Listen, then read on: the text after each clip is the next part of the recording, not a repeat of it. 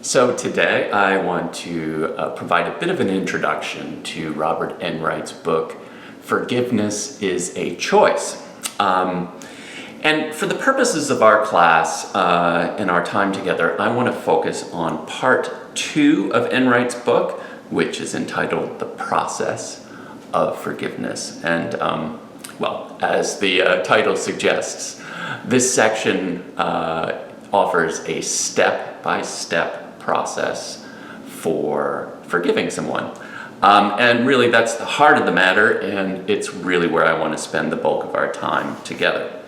But it is part 2, so that means there are 2 other sections, right? There's part 1, which is on some preliminary matters on the nature of forgiveness, and part 3, which is the final section, which is entitled Going Deeper, where Enright goes deeper into some questions about the nature of forgiveness. Today, I want to summarize some of the main points that we find in part 1, so that we'll have some context for understanding what Enright is trying to do and is doing in that main section on the process of forgiveness. And part 3 I will just leave for you to read on your own if you wish. So in part 1 of Enright's book, we find a lot of overlap with the material that I discussed from the Stanford Encyclopedia of Philosophy. And so I'll skip over those parts and highlight what I think is distinctive and important for understanding Enright's own approach.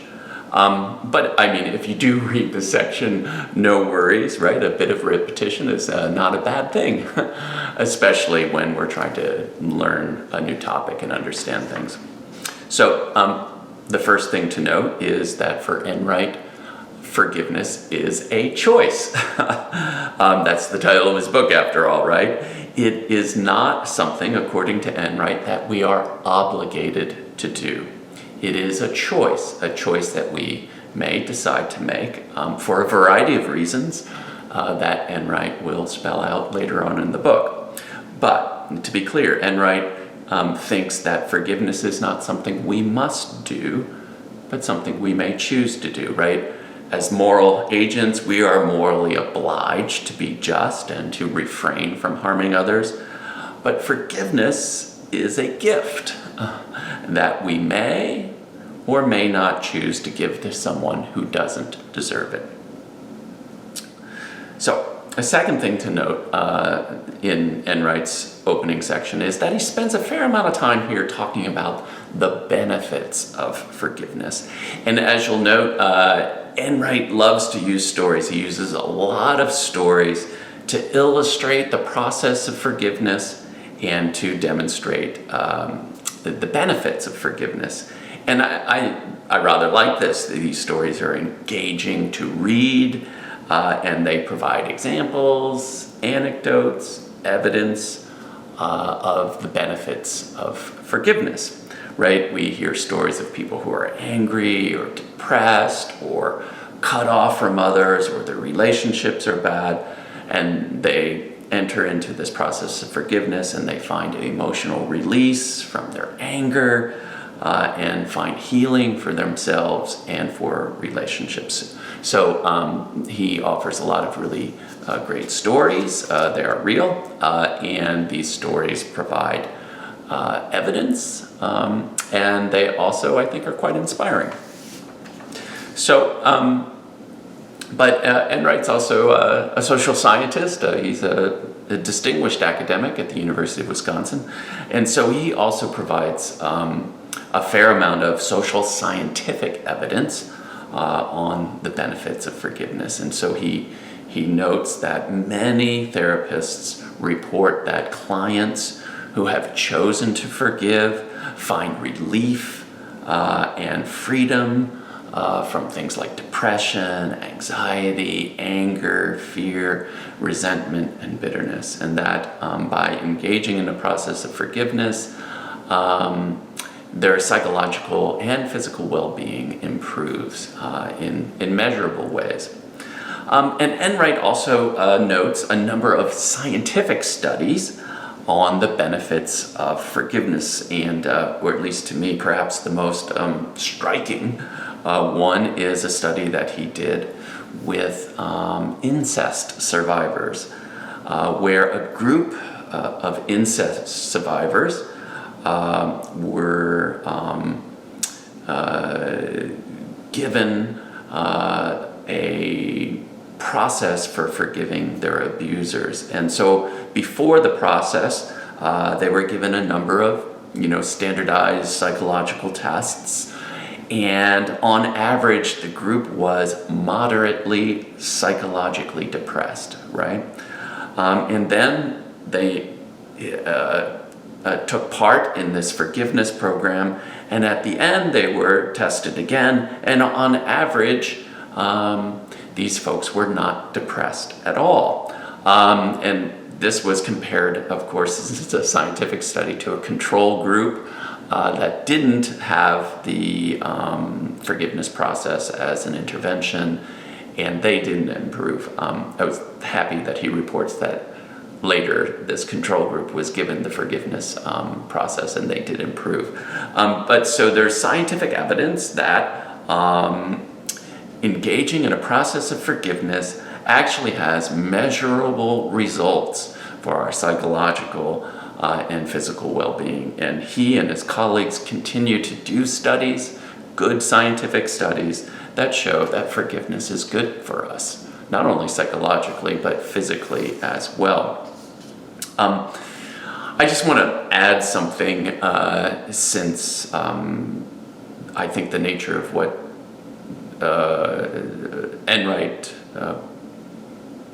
brought up in terms of his study with incest survivors. I just want to say that if you've experienced some really serious trauma, like the abuse of incest, that I would suggest seeking help from a really highly qualified mental health professional, right? You really want to go to someone who's really has great qualifications and a lot of experience. They can help in conversation with you assess your situation as a whole and really help you to get the care you need. And if you choose to forgive, they can help you with that process as well. But there's definitely help for you. But if you have experienced really serious trauma, I think it would be best to work with somebody who's really highly trained, highly qualified, highly experienced when you're dealing with matters of serious trauma. So for the purposes of Enright's book, he offers a definition of forgiveness. I'll just read it to make sure I have it right.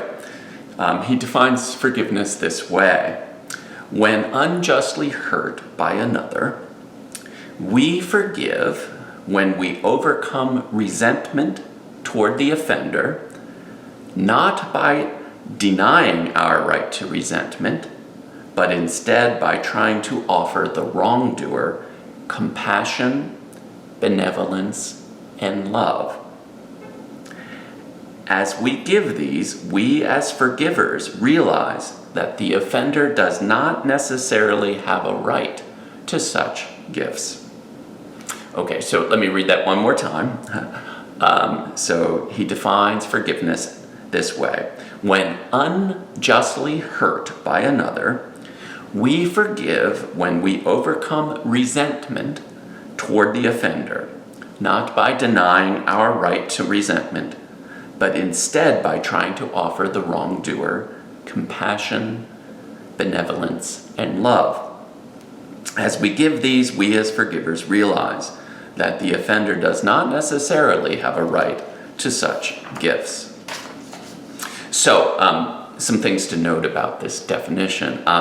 The offense, first, the offense was wrong and always will be wrong. Enright says, it was wrong, it is wrong, it always will be wrong. Forgiveness is about dealing with moral wrongdoing.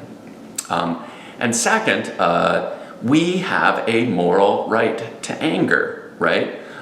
We are people of dignity and worth, and people do not have a right to hurt us. So when we are morally harmed, we have a moral right to our anger or our resentment. But third, forgiveness requires that we give up our right to anger and or resentment when we go through this process. So fourth, Enright says forgiveness is an act of mercy towards someone who does not necessarily deserve our mercy. I would note here, you may have noticed that Enright here conflates mercy and forgiveness, whereas in the Stanford Encyclopedia of Philosophy entry, they distinguished mercy and forgiveness, something to take note of. A fifth thing to note is that forgiveness is a gift for the purposes of changing our relationship between ourselves and the offender. And sixth, in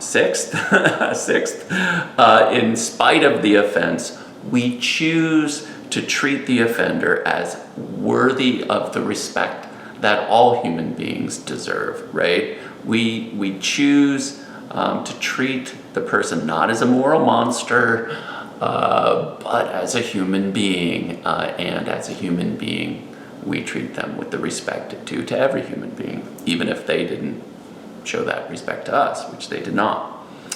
And seventh, he says, forgiveness is, in a certain sense, paradoxical, right? If we want to be free from anger and resentment, we actually give a gift to the person who hurt us. That release from anger and from resentment is a byproduct of this gift. So there's a paradox involved in forgiveness. So in this next section, Enright tries to offer some clarifications about what forgiveness is and maybe what forgiveness is not. Some of which will sound familiar to some of the discussion in the Stanford Encyclopedia about cognate phenomena. Remember that? Where the article tried to distinguish, well, is forgiveness really like pardoning? No, not really. So here's what Enright says. Forgiveness is more than accepting what happened, right? Forgiveness is a moral response to a moral wrong.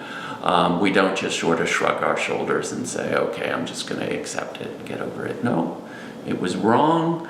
I have a right to my anger, but I want to get beyond it, right? It's not accepting it. It's making a judgment. That was wrong. It is wrong. It always will be wrong. And yet I want to move beyond it. So second, forgiveness is more than ceasing to be angry, right? This book is about a step-by-step process for getting over our anger. But for Enright, the release from anger is really a byproduct of the forgiveness process. And so I think he gives an example of, right, I could get, bonked on the head and forget the offense and have no more anger. But that's an end of anger, but that's really not forgiveness. Forgiveness is more than that. It's this process of, naming something as wrong, acknowledging our hurt, and then moving beyond it through this gift of compassion, benevolence, and love. So it's more than ceasing to be angry. Also, forgiveness is more than being neutral toward the offender, right? Again, that's not the final goal, at least for Enright. For Enright, eventually, he thinks the process of forgiveness involves a gift of compassion, benevolence, and love. So it's a change of attitude.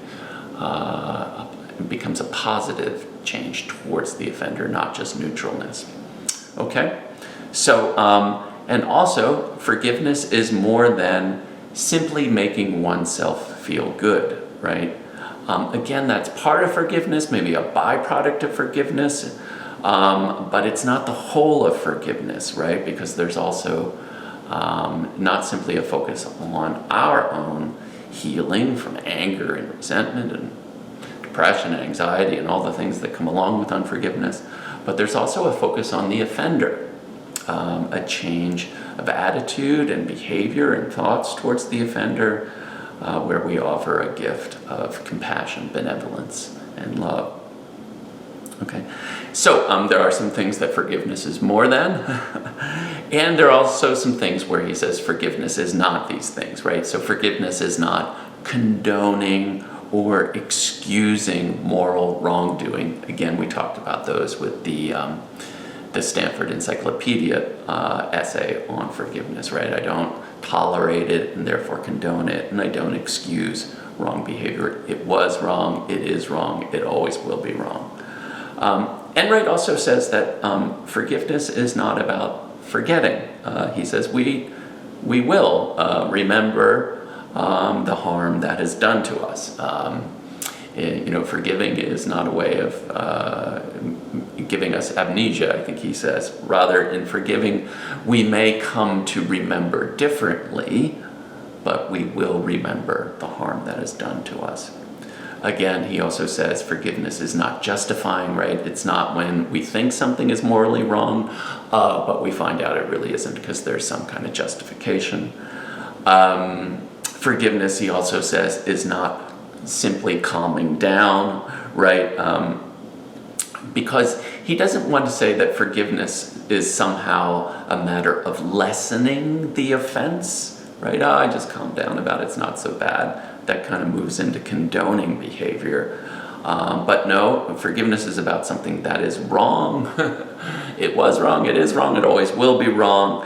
But what we do is we alter our feelings and our thoughts and behavior towards someone in spite of the offense that was wrong. We don't just calm down, right? And he also says that forgiveness is not pseudo-forgiving, right? He points out that, we may say the words, I forgive you, but we might be doing that for a variety of reasons that aren't really about forgiveness. We may be trying to control or manipulate others. We might be trying to show we're morally superior to them. You can probably think of other examples of the ways in which we could say those words, but it's really pseudo-forgiveness, not real forgiveness. And Enright also says, forgiveness is not reconciliation, right? And we already talked about that reconciliation is a restoration of a relationship that has been broken by a moral harm. Forgiveness may lead to that and be a step on that path to reconciliation, but it's different, and sometimes it may be unwise. So a helpful section, I think, in part one is where Enright kind of addresses some questions that many of us may have about forgiveness. I won't deal with all of them, but I'll lift up some that I think are pertinent to our conversation. So one question is, do I have to choose between justice and mercy? So Enright points out that, in thinking about forgiveness, many people see a tension between the demands of justice and perhaps the act of mercy. So he tries to deal with that a little bit. He acknowledges that sometimes a person may forgive an offender and still feel that the offender needs to be held to account for their actions, right? So you can forgive and also think there are consequences, and indeed there should maybe be some punishment for the offender. So you can put these things together according to Enright sometimes. And so, for example, think of the case of a person who has abused a child, who you could forgive if you choose, but who should also be held accountable and also be prohibited from ever being able to harm a child again. So in this case, you can forgive and also see that the demands of justice, that there are consequences to this behavior, and this person needs to be held accountable and prohibited from causing harm to others. So you can put these things together. Now, other times, Enright seems to suggest that if you forgive, you may opt for a lessening of the demands of justice for the offender, and think they maybe shouldn't be held accountable for their wrong behavior based on strict standards of justice. I find Enright a bit unclear here. I think he's noting a real tension in the discussion of this, in the discussion of forgiveness and its relationship to justice. Does forgiveness mean that we are somehow not holding people accountable when they're morally wrong? But I find him a bit unclear, because sometimes he says, yes, it is consistent with the demands of justice. Other times he seems to suggest that a forgiver will actually opt to release that person from the consequences of their actions based upon sort of standard accounts of justice. So I think he's a little unclear here. I guess he also, I think it should be noted, conflates again forgiveness and mercy, whereas the Stanford Encyclopedia distinguishes those. So just something to note. Another question he also asks, an additional question that he asks, is what is involved in forgiveness beyond reducing resentment, right? So for Enright, one of the really central features of forgiveness is reducing our resentment at the moral harm that has been done to us. But are there other things involved? And he gives, I think, this helpful list. He says it will involve reducing or eliminating negative feelings toward the offender, right? Hatred, rage, annoyance, feelings. It will reduce or eliminate negative thoughts toward the offender, right? That person's an evil person or a wicked person. And it will also reduce or eliminate negative behavior toward the offender, revenge, bad-mouthing the person, etc. So I think it's helpful that he distinguishes feelings, thoughts, and behavior, right? And forgiveness involves a reduction or an elimination of those things. And it will also mean developing sort of the flip side of these things, positive feelings toward the offender, positive thoughts toward the offender, and positive behavior toward the offender. Okay, so I thought that was a helpful discussion in that it breaks things down to, it's not that it includes feeling, thought, and behavior. Another important question I think he raises is forgiving morally inappropriate if the offender does not apologize? Now, some people think you shouldn't forgive if a person doesn't apologize. And they do so for a couple of reasons, right? They say that in a certain sense, respect for ourselves means that we should wait for an apology. That is, if someone has morally harmed us, they have assaulted our dignity and worth. And if we forgive someone without them apologizing first, it may be a way that we disrespect our own selves. And so if we are to respect our own dignity and worth, that person should really apologize because they owe it to me. And to forgive without that would be to not, treat myself with the worth and value that I should be treated. Also, other people say that waiting for an apology before forgiving someone helps the offender see the error of his or her ways, right? So it's actually a benefit for the offender if I don't forgive them until they apologize, because they really need to recognize they did something wrong. Well, Enright disagrees with that approach. He does so for a couple of reasons, and for good psychological reasons, I think, is that if we wait for an apology from someone who has hurt us, we have given the offender power over us, right? My ability to find freedom and release from my anger and my resentment that forgiveness can bring now becomes dependent on the offender apologizing or not. And so I've given, not only have they harmed me, but I've given power to them over my process of healing. So he thinks, no, we don't have to wait for an apology. We can forgive anyway. And so whether someone apologizes or not, we can seek the healing and freedom that is found in forgiveness. So again, an important discussion, and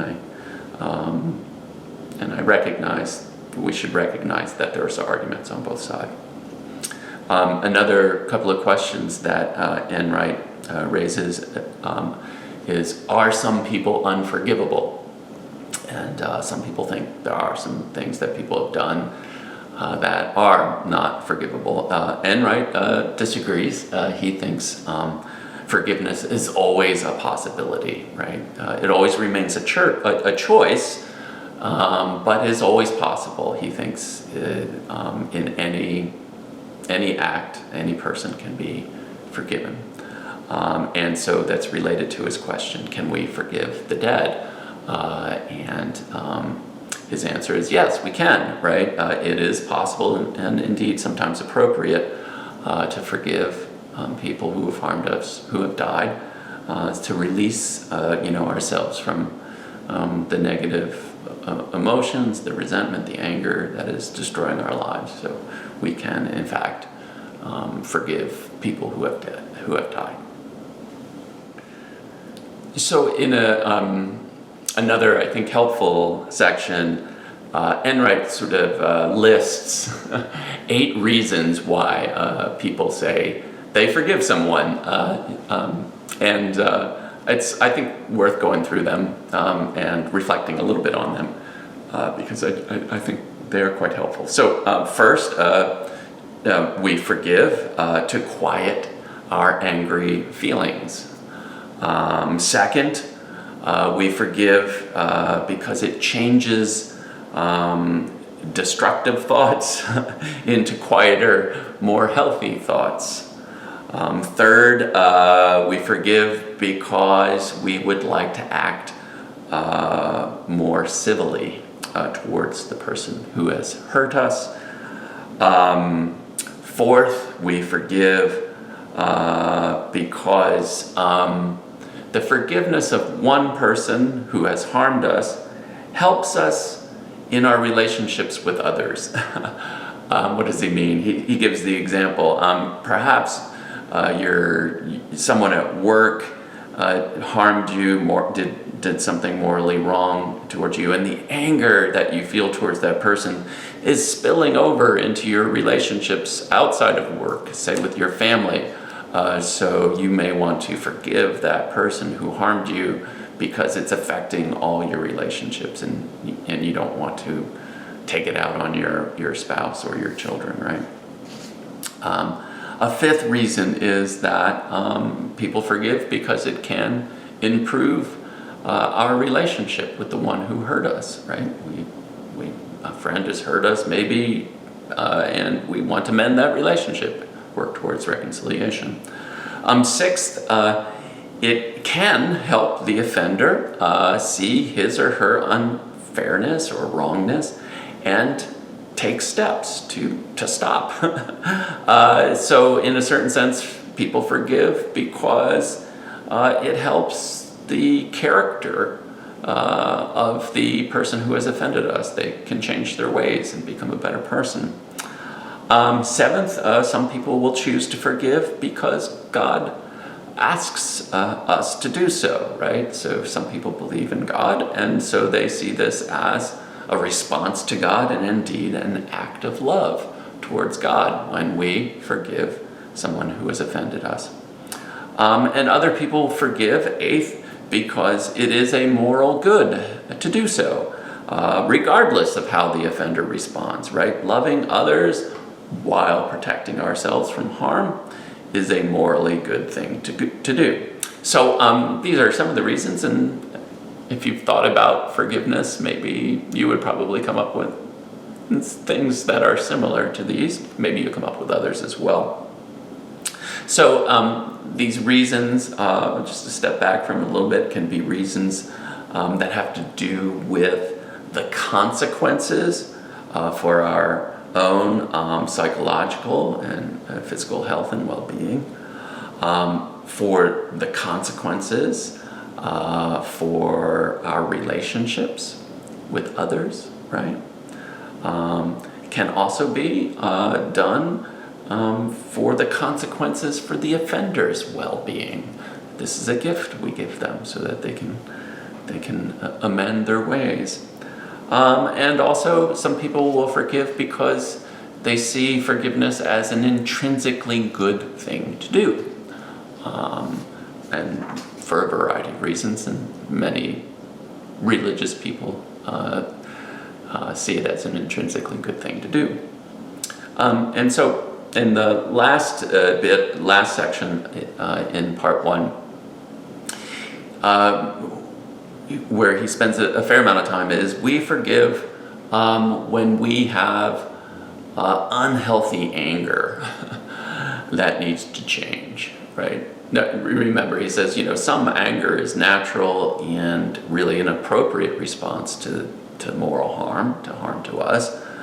But anger and resentment can become unhealthy. And he goes through a lot of examples of all the ways in which unhealthy anger can really be very bad for us. It can destroy our health, our psychological well-being, our relationships with others.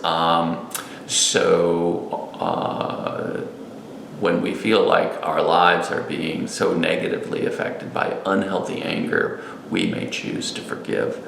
And he also describes a number of possible solutions, therapeutic solutions, and others to unhealthy anger. And he shows that these are interventions, psychological interventions that people will try, and they have some success, maybe limited success.